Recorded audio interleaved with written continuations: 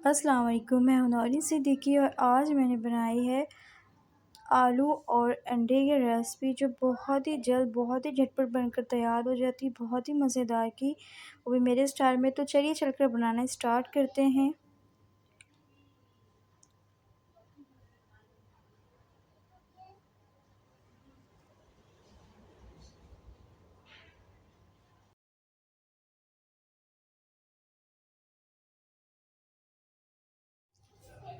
यहाँ पर मैंने लिए 3 बड़े अदद आलू, यहाँ पे मेरे पास है 2 अंडे, यहाँ पे लिए हैं थोड़ा सा हरा धनिया, 6 हरी मिर्चें और अदरक लहसुन का पेस्ट 1 टेबल स्पून। 2 बड़े अदद मैंने प्याज के लिए हैं और 2 बड़े अदद मेरे पास है टमाटर के।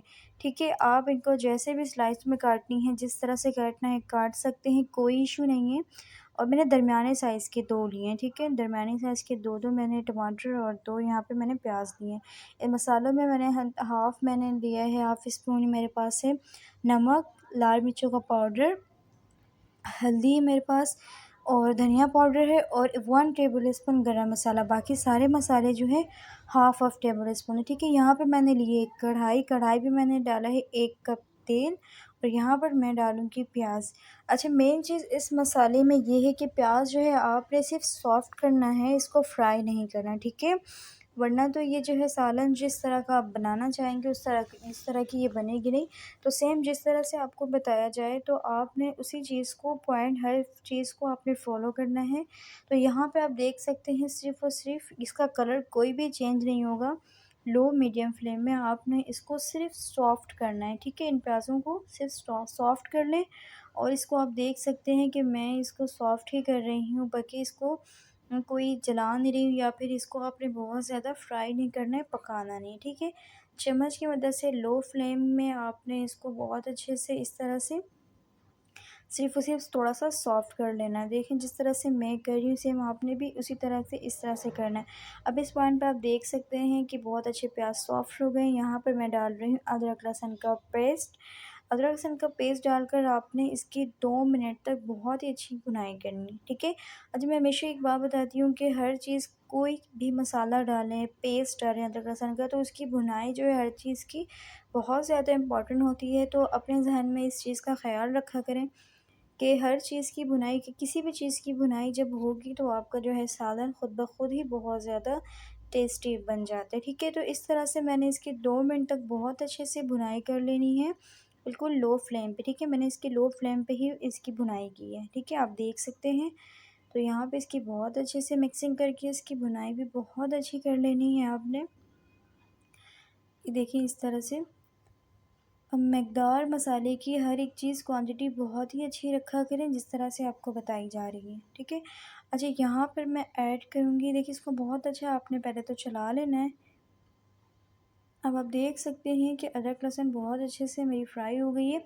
अब इस पॉइंट पे मैं डाल रही हूँ टमाटर। ठीक है?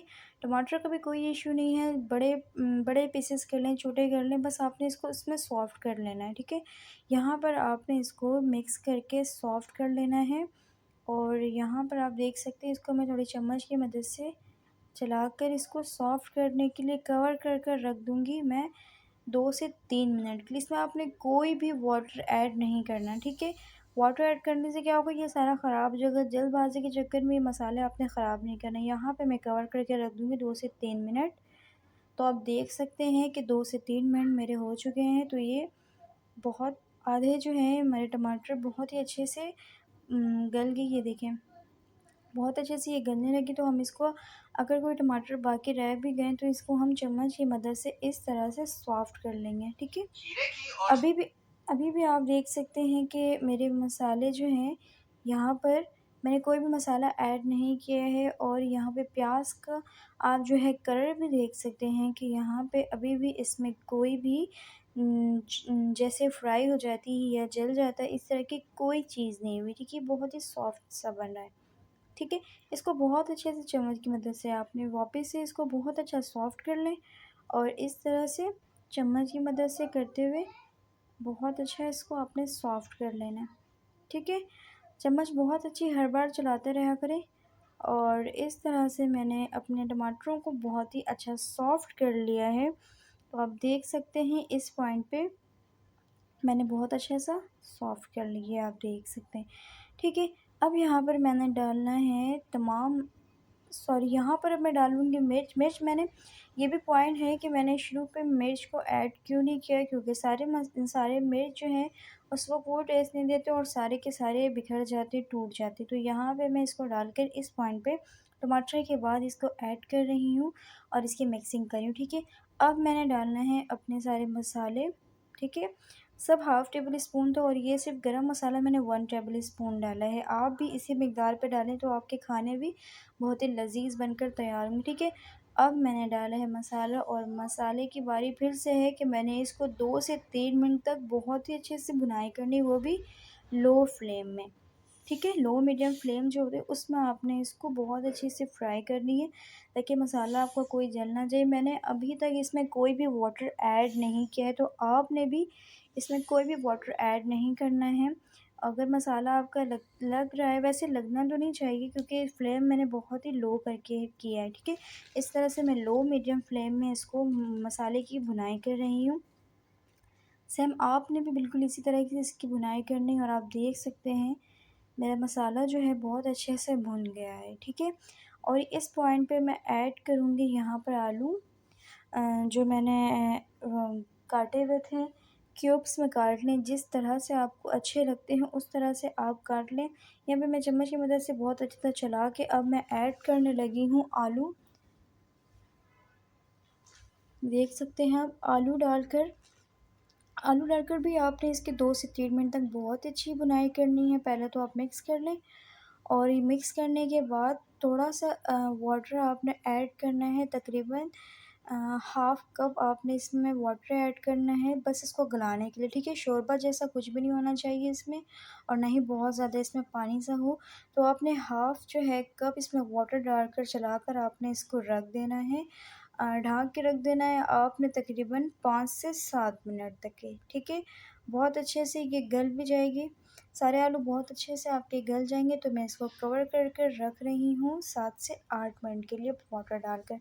तो आप देख सकते हैं कि 7 से 8 मिनट डाल होने के बाद ये जो है हमारे आलू बहुत अच्छे से पक गए हैं, इसमें से कोई पानी वगैरह भी बाकी नहीं रह गया है और ना ही कोई इसमें शोरबा जैसा आपको नज़र आ रहा होगा। ठीक है, तो इस पॉइंट पर आपने बहुत अच्छा इसको चला लेना है। अब सबसे मेन चीज़ मैं इसमें डाल रही हूँ अंडे। अंडे को मैंने सेम बिल्कुल प्याली में इस तरह से बस तोड़ कर डाल दिए और आलू के सारे इर्द-गिर्द में इस तरह से अंडों को भी डाल रही हूँ। अभी आपने यहाँ पे अंडों को हरगिज़ नहीं छेड़ना है, वरना आपके जो है ये सारे जो है बहुत बारीक-बारीक से अंडे हैं तो सारा ख़राब हो जाता है। तो मैं इस पॉइंट पे इसको इस तरह से करके फैलाकर मैंने कवर कर कर रख देना है कुछ 5 मिनट के लिए लो फ्लेम में। ठीक है, तो यहाँ पे मैं रख रही हूँ लो फ्लेम में। तो आप देख सकते हैं लो फ्लेम 5 मिनट के बाद उम, अंडों का कलर और इसका जो है कुछ इस तरह से बनकर रेडी हुआ है, कुछ दरदरा सा। तो हमने चम्मच की मदद से बहुत ही आहिस्ता से अंडों में इस जो है हमारे आलू इसको बहुत अच्छे से इसकी मिक्सिंग करनी, वो भी बहुत ही हल्के हाथ से। ठीक है, और बहुत ही हल्के हाथ से इसको मिक्स करने के बाद आप देख सकते हैं कि अंडा इस पे जो है वाज़ह इसके दरदरा सा नज़र आ रहा है। अगर हम फ़ौरन से अंडे कर देते तो क्या होता, हमारा सारा जो है वो बहुत ही बारीक सा आ जाता, तो वो देखने में भी मज़े का नहीं लगता है और तो उसका टेस्ट जो है और उसका जायका उस तरह का नहीं आता। तो आपने सेम इस तरह से करना है, थोड़े दरदरे से अंडे देखें।